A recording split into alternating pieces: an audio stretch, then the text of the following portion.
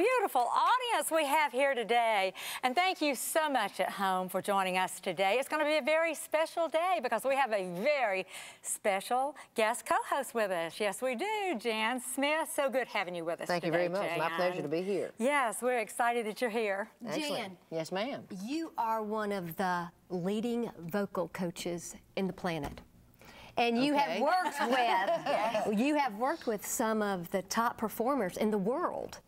And you didn't arrive at the top. Everybody has a story, a journey. Would you be willing to share yours with us? Sure, sure. Okay.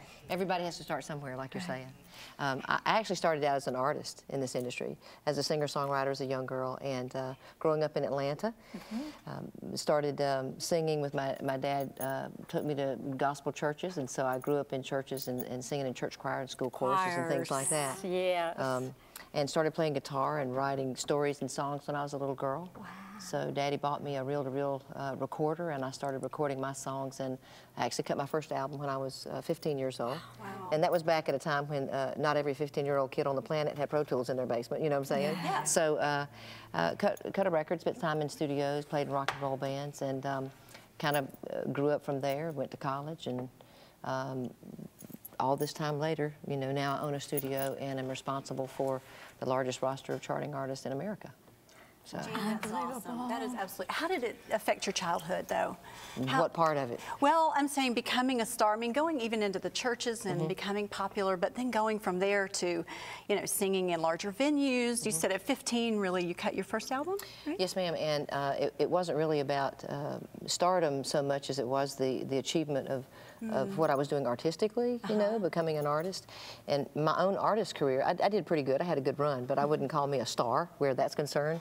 I'm more known for the voices that I work with now than I was really for my own voice. Right. Although I had a real good following in the Southeast and traveled this Eastern Seaboard with the rock bands that I traveled with. But it's really more about giving back to other people. Can you take a person who can't sing a lick and take them to the top? Is that a challenge? Yeah, it is. That's a challenge? Okay. That's something I've always wanted to do. You know, get in front of the mirror with a brush like a microphone. You know what, that's funny you say that, because that's the way that I used to sing when I was a kid. Really? Really? Yeah, a hand brush. I think a lot of artists do that. And I had a broom. I used to go down to the bottom of Mom's driveway, and that was kind of my world was at the end of the driveway.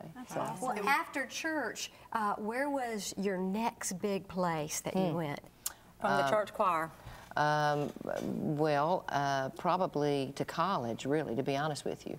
You talking about performance-wise, or performance-wise, yeah. Well, college still, because I played in bands when I was in college and worked with rock and roll bands there, continuing to kind of pursue that, and also playing cover music in clubs and stuff, and because that was the way people made a living or got paid, you know, as a musician. And I wasn't really, I was kind of vehemently opposed at that point to playing in churches. My daddy wanted me to play, you know, in the coffee houses and play church music, but that was not what my bent was. I wanted to play rock and roll music, so that was kind of where I went. I want to know who were your favorite rock and roll bands back in the day? Idols. Well, at that time, really growing up as a little girl, as a singer-songwriter, was Joni Mitchell. She was probably the predominant influence on me. But rock and roll bands, I mean, at that time you had Southern rock bands. Well, the Beatles, of course, when I was a little girl, and then I'm old enough to remember the Rolling Stones.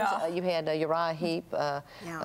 The band that Ozzy Osbourne came from was Black Sabbath, you know. So you had various and sundry rock and roll bands at that time, the Woodstock era bands, a lot of the artists that were famous, Janis Joplin, Jimi Hendrix, the same groups and bands that any kid would have listened to, really. Aretha Franklin, a lot of the Motown acts, you know, a lot of the good music of Motown, Jan, were you confident enough, do you think, had you been like 15 today and American Idol was out, do you think you would have been confident enough to go on the show? When you know, that's a good question. I don't know. Life was different then, that you didn't have the competition shows, and it was really more about being driven by the art than it was the popularity, and also by, you know, the consumerism of what popular music is now. It's much more visually based. It's video, including the music, mind you, but there are a whole lot of other things that go into pop stardom at this point. Would I have had the confidence? Probably so, just in the presentation that I had at that point. But I wasn't going to dance or take my clothes off, you know. That I was kind of dead in the water when that happened, with video and all. So Jan, without setting out to be the success you are today, at what point did you arrive at realizing that you had achieved a level of success? As an artist or as a vocal coach? As a vocal coach. Yeah.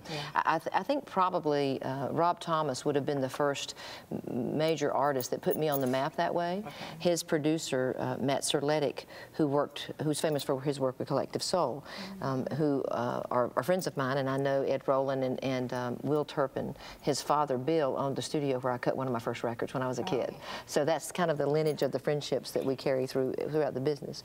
But Matt Serletic was a student of mine when he was 15, and he brought the young Rob Thomas to me right as they were, you know, kind of cresting success, and I was able to stand backstage when he was getting his Grammy and was standing there with him in a room with Carlos Santana when they did the song Smooth. So that was, I had been backstage at the Grammys before and working some other things, but that was when I realized it's like, okay, this is kind of cool, you know.